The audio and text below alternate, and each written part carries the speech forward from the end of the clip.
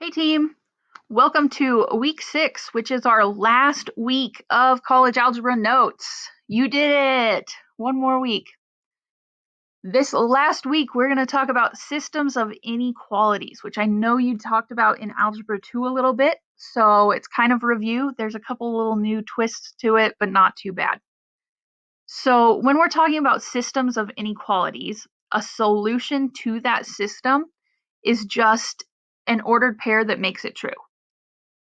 The graph of your inequality is just all of the points whose coordinates work for it. And so we usually graph it and color it. And the new thing for you is a half plane. A half plane is the set of all the points on one side of a line. So if you look at our picture here, we have our line, we have this half plane on top and the half plane on the bottom. That's what a half plane is. So when we're graphing a linear inequality, the 3 steps, the first thing we do is we just pretend that the inequality symbol is an equal sign and graph the line. If it has an equal bar under your inequality, draw a solid line, and if it doesn't, you draw a dotted line. Step 2, you choose a test point from one of the half planes and substitute it in. And step 3, if it's true, then you shade the half plane that has the test point in it. If it's not true, you shade the half plane that doesn't have the test point in it. So let's try some. Our first inequality is 2x minus 3y is greater than or equal to 6. So we pretend like that's an equal sign, and I'm going to find intercepts for this. So to find my x-intercept, I put in 0 for y. So 2x equals 6, divide by 2, our x-intercept is 3. We're going to find our y-intercept by putting in a 0 for x. Negative 3y equals 6. Divide by negative 3, you get negative 2. That's going to be a solid line because it has the equal bar. So we can graph that. Put your x-intercept of 3, your y-intercept of negative 2, connect the dots with a solid line. Then we try our test point. The easiest one to try is 0, 0. Plug in 0 for x, 0 for y, that gives me 0 is greater than or equal to 6. That is not true. 0 is not greater than or equal to 6, so I'm going to shade the half plane where 0, 0 isn't. I'm going to shade over here. Since 0, 0 wasn't true, I know it can't be shaded there, so I shade over here, and my answer looks like that. That's how those work. Let's try another one. This one is y is greater than negative 2/3 x. Since this one's in y equals mx plus b form, that's what I'm going to use. My b is 0, so my y-intercept is 0. My slope is negative 2/3, and it's going to be a dotted line because it doesn't have the equal bar. So on my graph, I plot my y-intercept of 0. I go down 2 over 3, and I make a dotted line. I need a test point, and 0, 0 won't work because it's actually on the line. So I'm going to use 1, 1. It's pretty obviously in this half plane. So I plug in 1 for y and 1 for x. So that says 1 is greater than or equal to negative 2/3. That's true. So since 1, 1 is true, I'm going to shade where 1, 1 is at. And my answer looks like that. Next up, we have x squared plus y squared is less than or equal to 9. This one's a little different. This is actually a circle. Since we have x squared and y squared, that's a circle. It centers at 0, 0, because that's where they'll always be. And your radius is the square root of the number over here. So my radius is 3. It's going to be solid because it has the equal bar. So I say, okay, center at 0, 0, up 3, left 3, down 3, right 3. There's my circle. And then I have to decide where to shade. So I'm going to pick any point that's not on the circle. So like 0, 0 is not on the circle. I plug that in. 0 squared plus 0 squared is less than or equal to 9.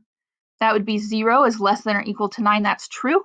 So I'm going to shade where 0, 0 is, which would be the inside of the circle. So it looks like that. So now we're going to go to systems. Basically, it's like doing what we were just doing on top of each other. So my system is x minus y is less than 1, and 2x plus 3y is greater than or equal to 12. So I just start with the top one. X minus y is less than 1. If I plug in 0 for y, I get my x-intercept is 1. If I plug in 0 for x, I get negative y equals 1 divided by negative 1. My y-intercept is negative 1. It's going to be dotted because there's no equal bar. If I plug in 0, 0, I get 0 minus 0. That's 0 is less than 1. That's true. So I'm going to shade where 0, 0 is, and my graph looks like that. And then I'm going to pretend that never happened, and I'm going to do 2x plus 3y is greater than or equal to 12. If I plug in 0 for y, 2x equals 12 divided by 2, my x-intercept is 6. If I plug in 0 for x, 3y equals 12, my x-intercept is 4. It's solid because it has the equal bar. If I plug in 0, 0, I get 0 is greater than or equal to 12. That is not true. So I'm going to shade away from 0, 0, and my graph looks like that. But when I put them together, it looks like this, and my answer is where they cross. So this triangle up here, all the points in that triangle are solutions to the system. So let's try another one of those. This one, I have y is greater than or equal to x squared minus 4, and x minus y is greater than or equal to 2. So that top one is a parabola because it has an x squared but a regular y. So when you're graphing your parabola, you can use your calculator and just find some points on your table. My vertex is 0, negative 4. It's going to be solid. And then I try 0, 0, and I get 0 is greater than or equal to negative 4. That's true. So I'm going to shade where 0, 0 is, which is the inside of the parabola. My other one's a line because it's a plane x and a plane y. My x-intercept is 2. My y-intercept is negative 2. It's solid because it has the equal bar. If I plug in 0, 0, I get 0 is greater than or equal to 2. That's not true. So I shade away from 0, 0. It looks like that. So when I put those graphs together, it looks like this. And this little weird shape right here is where they cross. So those answers are all of my answers. One more example, and then we're done. This is all lines. So my top one, x minus y is less than 2. X-intercept is 2. Y-intercept is negative 2. It's dotted. If I plug in 0, 0, it's true. So I shade where 0, 0 is. Looks like that. This next one, negative 2 is less than or equal to x is less than 4. That's actually two different lines. I'm going to make a line at x equals negative 2, that vertical. It's solid because it has the equal bar. I'm going to make another vertical line at x equals 4, but it's dotted. And since it's an and, since x is in between those two things, I shade in between them. That bottom one, y is less than 3, it's a dotted line and it's a horizontal where y equals 3. Y is less than 3 tells me I shade underneath. That's where y gets less than stuff. When I put them all together, lots of stuff going on here. My answer, it's almost a triangle, but it kind of gets cut off by that dotted line there. So it's that almost triangle right there. So all the points inside there, where the green and the blue and the red mix, those are all answers. So 0, 0 is a solution. Like 1, 1 would be a solution for all of them. So that's how those work. That's it. You are ready for your week 6 homework. This is your last homework assignment.